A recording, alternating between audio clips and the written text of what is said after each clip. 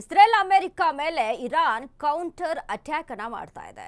ನಿಮ್ಮ ದಾಳಿಗಳಿಗೆ ಹೆದರಲ್ಲ ಅನ್ನುತ್ತೆ Iran. Israel America ಮೇಲೆ Iran counter ದಾಳಿ, ನಿಮ್ಮ ದಾಳಿಗಳಿಗೆ ಹೆದರಲ್ಲ ಎಂದು ಸಂದೇಶವನ್ನ ರವಾನೆ ಮಾಡ್ತಿದೆ.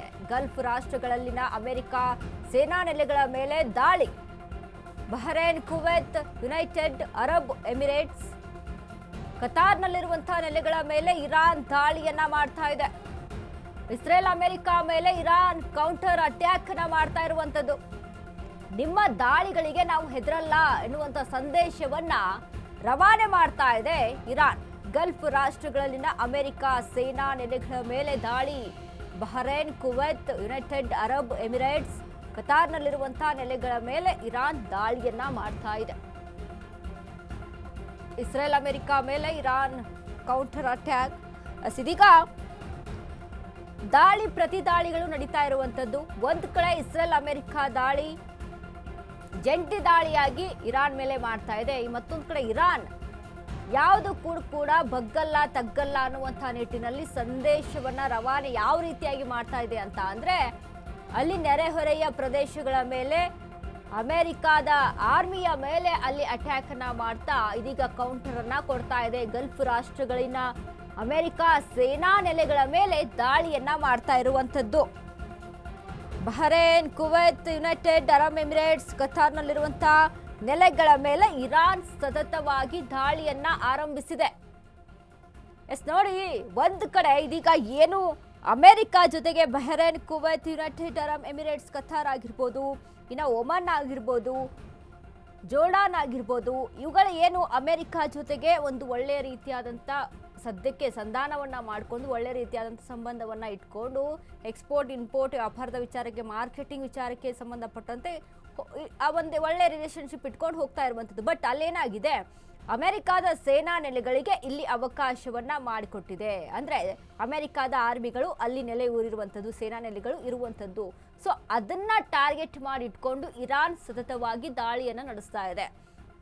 ನೋಡಿ, ಅಮೆರಿಕ ಆಲ್ರೆಡಿ ಮಾತನಾಡ್ತು, ಹೇಳಿತ್ತು, ಅಂದ್ರೆ ವಾರ್ನಿಂಗ್ ಕೊಡುವಂತಹ ರೀತಿಯಲ್ಲಿ ಇರಾನ್ಗೆ ಮಾತನಾಡ್ತು. ಬಟ್ ಇರಾನ್ ಯಾವುದಕ್ಕೂ ಕೂಡ ಜಗ್ತಾ ಇಲ್ಲ, ಬಗ್ತಾ ಇಲ್ಲ, ಪ್ರತಿರೋಧವನ್ನ ತೀರಿಸ್ಕೊಳ್ಳೇಬೇಕು ಅನ್ನುವಂತಹ ನಿಟ್ಟಿನಲ್ಲಿ ಇದೀಗ ಮುನ್ನುಗ್ಗಿ Bahrain, Kuwait, United Arab Emirates, ಕತಾರ್ನಲ್ಲಿರುವಂತಹ ನೆಲೆಗಳ ಮೇಲೆ ಸತತವಾಗಿ ದಾಳಿಯನ್ನ ಮಾಡ್ತಾ ಇದೆ.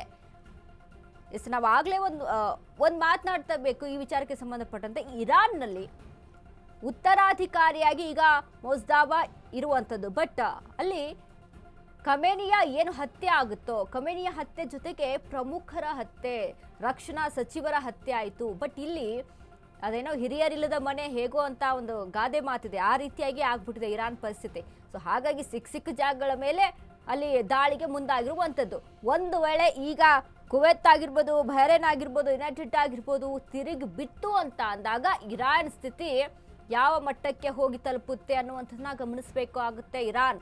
ಇದ್ರಗಳ ಬಗ್ಗೆ ಅಲ್ಲಿ ಗಮನವನ್ನ ಕೊಡಬೇಕಾಗುತ್ತೆ.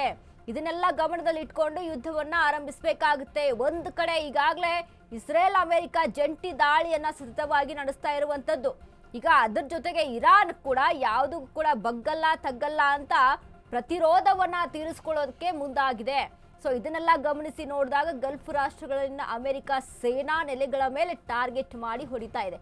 ಅಂದ್ರೆ ಈ ಇರಾನ್ ಏನ್ ಮಾಡ್ತಾ ಇದೆ, ಈಗ ಗಲ್ಫ್ ರಾಷ್ಟ್ರಗಳ ಮೇಲೆ ಅಮೆರಿಕಕ್ಕೆ ಸಂಬಂಧಪಟ್ಟಂತ ಕಂಪನಿಗಳು ಎಲ್ಲಿದಾವೋ, ಅಮೆರಿಕಾಗೆ ಸಂಬಂಧಪಟ್ಟಂತ ಬಿಲ್ಡಿಂಗ್ಗಳಲ್ಲಿ ಎಲ್ಲಿದಾವೋ, ಅಮೆರಿಕಕ್ಕೆ ಸಂಬಂಧಪಟ್ಟಂತ ಅಮೆರಿಕನ್ಸ್ ಎಲ್ಲಿ ವಾಸವಾಗಿದ್ದಾರೋ ಬೇರೆ ದೇಶಗಳಲ್ಲಿ ಅವುಗಳನ್ನ ಟಾರ್ಗೆಟ್, ಅಂದ್ರೆ ನಿಯರ್ ಬೈ ನೆರೆಹೊರೆಯ ದೇಶಗಳಲ್ಲಿ ಎಲ್ಲಿ ಅಮೆರಿಕಾಗೆ ಸಂಬಂಧಪಟ್ಟಂತ ಒಂದಿಷ್ಟು ಕಂಪನಿಗಳಾಗಿರ್ಬೋದು, ಬೃಹತ್ ಕಟ್ಟಡಗಳಾಗಿರ್ಬೋದು, ನೆಲೆಸಿರುವಂತಹ ಅಮೆರಿಕನ್ಸ್ ಆಗಿರ್ಬೋದು ಎಲ್ಲಿದಾರೋ ಇವುಗಳನ್ನೆಲ್ಲ ನೋಡಿಕೊಂಡು ಇರಾನ್ ಟಾರ್ಗೆಟ್ ಮಾಡಿ ಅವುಗಳನ್ನೇ ಹೊಡಿತಾ ಇರುವಂಥದ್ದು. ಇದನ್ನ ಅಲ್ಲಿ ಗಮನಿಸಬೇಕಾಗುತ್ತೆ. ಇನ್ನು ಅದ್ರ ಜೊತೆಗೆ ಒಂದು ವೇಳೆ ಏನಾದರೂ ಈ ಸಂಬಂಧಪಟ್ಟಂತಹ ದೇಶಗಳು, ನೆರೆಹೊರೆಯ ಪ್ರದೇಶಗಳು ತಿರುಗಿ ಬಿದ್ದರೆ ಇರಾನ್ ಪರಿಸ್ಥಿತಿ ನಿಜಕ್ಕೂ ಹೇಳ್ತಿರೋದಾಗುತ್ತೆ. ಮ್ಯಾಪ್ನಲ್ಲಿ ಈಗ ಏನು ಖಮೇನಿ ಹೇಳ್ತಾ ಇದ್ರು, ಇಸ್ರೇಲ್ ಆಗಿರ್ಬೋದು, ಅಮೆರಿಕ ಆಗಿರ್ಬೋದು ಮ್ಯಾಪ್ನಲ್ಲಿ ನೋಡೋಕೆ ಸಿಗಬಾರ್ದು, ಅಷ್ಟರ ಮಟ್ಟಿಗೆ ಉರಿಸ್ ಮಾಡಿಬಿಡ್ಬೇಕು ಅಂತ ಏನು ಖಮೇನಿ ಮಾತಾಡ್ತಿತ್ತು, ಅದೇ ಪರಿಸ್ಥಿತಿ ಇರಾನ್ಗೂ ಬಂದುಬಿಡುತ್ತಾ ಅನ್ನುವಂಥ ಅನುಮಾನ ಒಂದು ಕಡೆ ವ್ಯಕ್ತವಾಗ್ತಾ ಇದೆ. ಸೊ ಇದ್ರ ಬಗ್ಗೆ ಗಮನವನ್ನ ಇಟ್ಕೊಂಡು ಇರಾನ್ ಅಲ್ಲಿ ದಾಳಿ ಮಾಡಬೇಕಾಗುತ್ತೆ.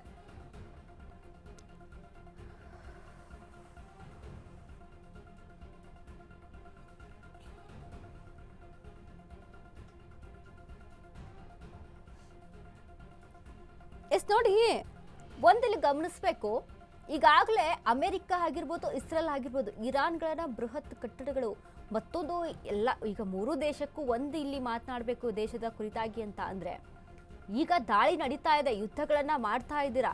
ಬಟ್ ಈ ಹಿಂದೆನೂ ಸತ 2025ರಲ್ಲೂ 12 ದಿನಗಳವರೆಗೆ ಯುದ್ಧ ನಡೀತು. ಆ ಯುದ್ಧದಲ್ಲಿ ಕೊನೆಯದಾಗಿ ಏನಾಯಿತು,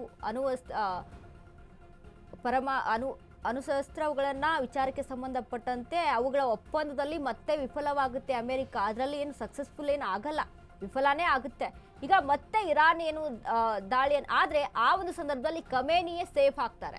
ಖಮೇನಿ ಅಲ್ಲಿ ಬಚ್ಚಿಟ್ಕೊಂಡು ಸೇಫ್ ಆಗಿ ಹೊರಗೆ ಬರ್ತಾರೆ. ಬಟ್ ಈ ಸಂದರ್ಭದಲ್ಲಿ ಆಗಾಗಲ್ಲ. ಖಮೇನಿಯನ್ನೇ ಟಾರ್ಗೆಟ್, ಮೊದಲು ಮೇನ್ ತಲೆಯನ್ನೇ ರಾಜನನ್ನೇ ಹೊಡೆದು ಆಮೇಲೆ ಸೈನಿಕರನ್ನು ಹೊಡೆಯೋಣ ಅನ್ನುವಂಥ ನಿಟ್ಟಿನಲ್ಲಿ ಇಸ್ರೇಲ್ ಮತ್ತು ಅಮೆರಿಕ ಪ್ಲಾನ್ ಮಾಡಿಕೊಂಡು ಆ ಪ್ಲಾನಲ್ಲಿ ಸಕ್ಸಸ್ ಸಹಿತ ಆಯಿತು.